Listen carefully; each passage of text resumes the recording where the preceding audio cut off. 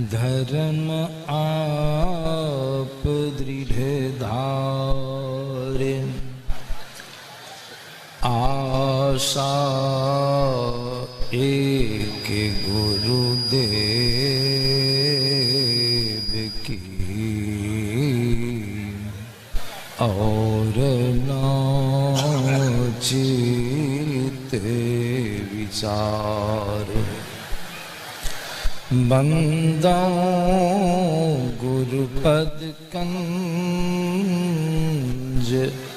कृपा सिंधु नर रूपरी। महामोतम पुंज, जासु वचन रवि कर। महामोहतम पुंज, जासु वचन रवि कर।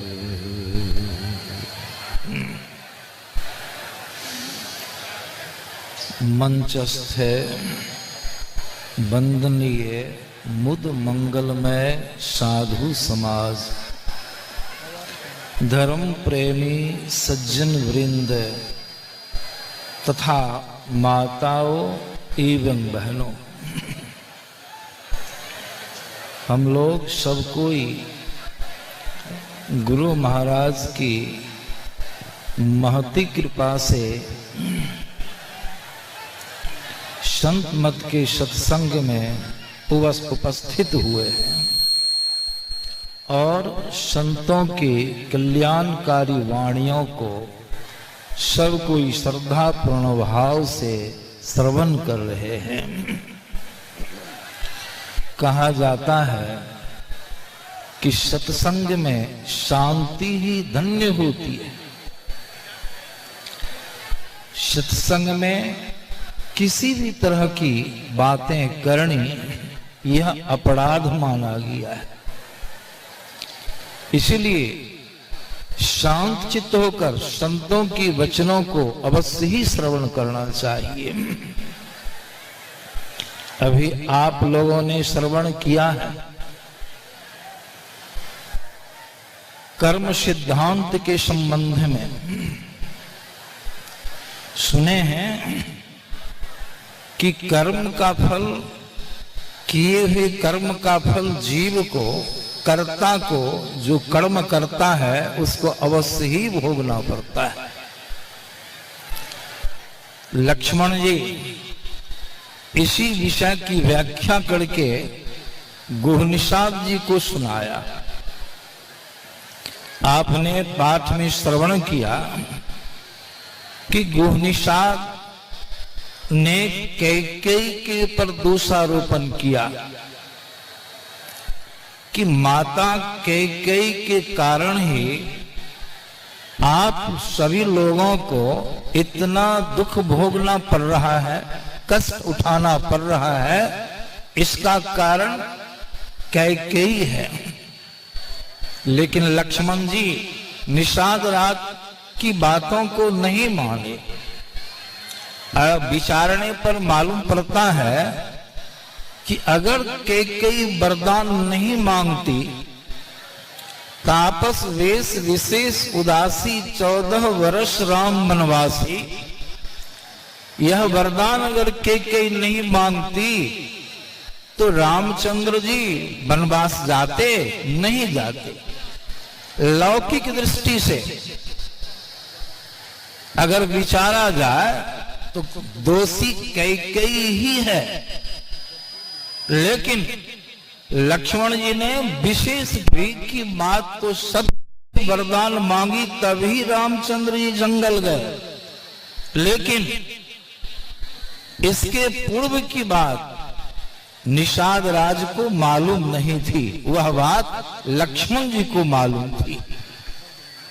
लक्ष्मण जी साधारण पुरुष नहीं थे, शेषावतार लक्ष्मण।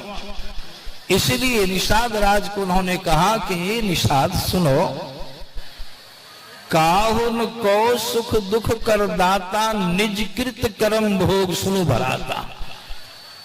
कि प्रत्येक जीव को अपने किए हुए कर्मों का परिणाम भोगना पड़ता है, तुम नहीं जानते हो। इसके पूर्व की बातों को, इन लोगों का पूर्व का क्या कर्म है, सो ज्ञान तुमको नहीं है, वह ज्ञान तुमको नहीं है। क्या बात है? प्रसंग में भी आप लोगों को सुनाया गया कि दशरथ जी अनजान में शिकार के चस्का के कारण श्रवण कुमार की हत्या कर दी। श्रवण कुमार के पिता माता जी जब चिता पर जलने लगे तो उन्होंने श्रापित किया, कहे दशरथ, एक कवि ने बड़ा सुंदर वर्णन किया, अंतिम कहते तेरी यही गति, कान खोल करके सुन लो दशरथ, तुम्हारी यही गति होगी। जिस तरह से पुत्र के वियोग में मैं प्राण को व्याकुल होकर के त्याग रहा हूं, दशरथ जी का कर्म बन गया।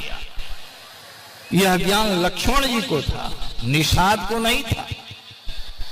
आप लोगों को अवश्य प्रसंग मालूम होगा कि भगवान रामचंद्र जी नारद जी के कल्याण के लिए विश्व मोहिनी से शादी करने में अवरोध उत्पन्न किया था। उनका मुंह बंदर का सा बना दिया था। शिविर में नारद जी उस विश्व मोहिनी की प्राप्ति के लिए बहुत व्याकुल हुए, शादी नहीं हो सकी, विश्व मोहिनी की प्राप्ति नहीं हुई। यह भी प्रसंग थोड़ा मैंने आप लोग को स्मरण में दिला दे रहा हूं। नारद जी आहत होकर के कामांध थे, उनको बड़ा कष्ट हुआ। नारद जी ने भगवान विष्णु को श्रापित किया था। नारद जी ने क्या श्राप दिया कि हे विष्णु, मैं तुम्हें श्रापित करता हूं, जिस तरह से भरी सभा में मैं नारी के लिए विरही बना रहा, व्याकुल बना रहा, तुम भी मृत लोक जाओ, मनुष्य शरीर धारण करो और नारी के विरह में विरही हो जाओ। भगवान तो तारनहार हैं, लेकिन नारद जी के श्राप को उन्होंने स्वीकार किया और अपने को कर्म के बंधन में उन्होंने बांध लिया। दूसरा श्राप दिया, जिस तरह से तुमने मेरा मुख बंदर का सा बना दिया, जाओ, जब तक बंदर की सहायता नहीं लोगे तब तक तुम्हारा कोई कार्य सिद्ध होने वाला नहीं है। भगवान ने उनकी श्राप को स्वयं स्वीकार कर लिया, ये भगवान का कर्म बन गया। सीता जी, पद्म पुराण का प्रसंग है, सीता जी का प्रसंग है। सीता जी जब अविवाहिता अवस्था में थी, सुने होंगे एक सुग्गी को स्वर्ण के पिंजर में बंद करके रखी थी। क्यों रखी थी? इसलिए सीता जी सहेलियों के साथ जंगल गई थी विचरण करने के लिए, कौतुक करने के लिए, खेल कूद करने के लिए। जहां लड़कियों के झुंड में, युवतियों के झुंड में सीता जी बैठी थी, उसी वृक्ष की डाली पर एक सुग्गी अपने पति सुग्गा के साथ थी। बरबस लड़कियों के झुंड को देख करके सीता सुग्गी अपने पति सुग्गा से कहने लगी, पतिदेव, धन्य होगी वह सीता जिनके पति तीनों लोकों के स्वामी मर्यादा पुरुषोत्तम राम होंगे। कितना सौभाग्यशाली होगी। और सीता जी वहां थी मौजूद, अपने नाम की चर्चा सुनी, बड़ी कौतूहलता हुई। सीता जी के मन में भाव जगा, थोड़ा सुग्गी से पूछती हो कि किस सीता की चर्चा कर रही है। सीता जी निकल जाकर के सुग्गी से पूछती है, बहन सुग्गी, किस सीता की चर्चा तुम अपने मुख से कर रहे हो? वह कौन सीता है जिनके पति तीनों लोकों के स्वामी ब्रह्म के अवतार राम होंगे? वो कौन सीता है? सुग्गी भी भांप लेती है, समझ लेती है, लगता है किसका नाम सीता है। सुग्गी कहती है कि बहन, मैं जनक की पुत्री सीता की चर्चा करती। कहने भर की देर थी। सीता जी और येन केन प्रकार सुग्गी को बजा लेती है, पिंजरा में बंद करके रखती है। बहुत बातें पूछी। जब समय जाने का हुआ, जब कहती है सुग्गी पिंजर से बाहर करो, हमारे पतिदेव मेरी प्रतीक्षा में हैं, मैं पतिव्रता हूँ। सीता जी कहती है कि सुग्गी पति के यहाँ जाने की बात छोड़ दो, मैं तब तक तुमको यहाँ रखूंगी अपने यहाँ जब तक कि मेरी शादी तुम्हारे मुख से जो बात निकली है उस श्रीमान राम से नहीं हो जाती है तब तक। परिणाम क्या हुआ? वह सुग्गी पति के विरह में व्याकुल होकर के प्राण त्याग लेती। जब सुग्गी गर्भवती अवस्था में थी उसका प्राण त्याग हो गया। सुग्गा ने भी सीता जी को श्राप दे दिया, सीते काम कार्य करने में, कर्म करने में तुमने तनिक विचार नहीं किया। बहुत सुग्गा ने भी अनुनय विनय किया था, मेरी पत्नी गर्भवती है, अभी जाने दो, जब प्रसव हो जाएगा मैं वचन देता हूँ अपनी पत्नी सुग्गी को तुम्हारे यहाँ पहुंचा दूंगा, जो जो मन पूछने का पूछना। सीता जी नहीं मानी, कर्म तो कर ली, लेकिन सुग्गा ने भी श्राप दिया, सुग्गा भी वही प्राणांत कर दिया। सबका कर्म बन गया, आज सबका कर्म सबसे संबंधित है। दशरथ जी राम जंगल नहीं जाते, दशरथ जी की मृत्यु कैसे होती? सीता जी का हरण हो जाता है, उनके कर्म के कारण सीता जी का हरण हो गया। रामचंद्र जी को भी श्राप लग गया, भोगना पड़ा, नारी की विरह में विरही हुए, और सीता जी भी अपने कर्म का परिणाम भोगने लगी। अशोक वाटिका में सीता जी सुवर्ण के पिंजरा में सुग्गी को बंद करके रखी थी। सीता जी भी सुवर्ण की नगरी अशोक वाटिका में रही थी, अब पति के विरह में बहुत दुख हो गया। यही लक्ष्मण जी का यही भाव था कहने का, इसलिए उन्होंने कहा कि हे निषाद सुनो, काहुन को सुख दुख कर दाता, निज कृत कर्म भोग सुनो बराता। निषाद राज की पट्टी खुल गई, भरम दूर हो गया। फिर आगे कहते हैं वेदांत ज्ञान लक्ष्मण जी ने निषाद राज को दिया है। अब क्या कहते हैं लक्ष्मण जी, हे निषाद सुनो, मोह निशा सब सोवनिहारे, देखिए सपन अनेक प्रकारे। यह भी चौपाइयां पढ़ी गई, निषाद राज को ज्ञान देते हैं। अभी हम और आप जितने हैं सबको अपने आप को झांक करके देखें तो कहां है मोह की रात्रि, क्या है?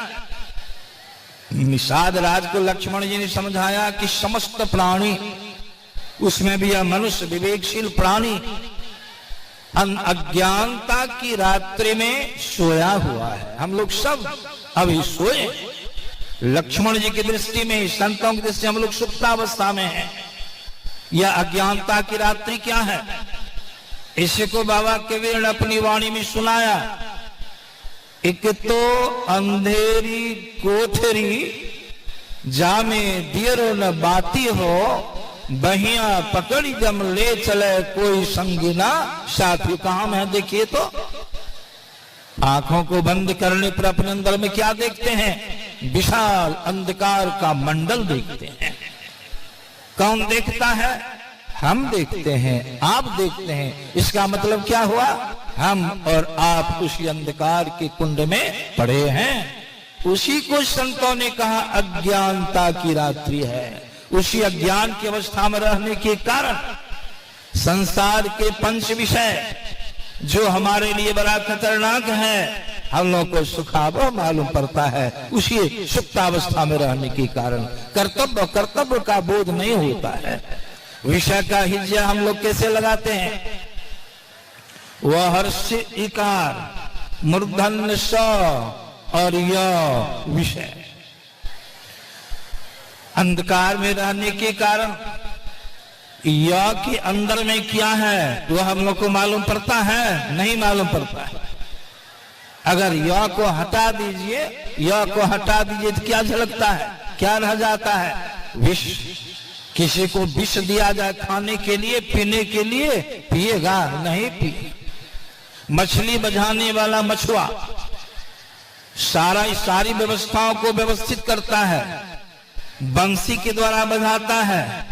अब बंसी पर ऊपर से क्या चढ़ाता है? अगर सिर्फ बंसी दे दे जल के अंदर में एक भी मछली बजेगी नहीं बजेगी, इस बात को जानता है।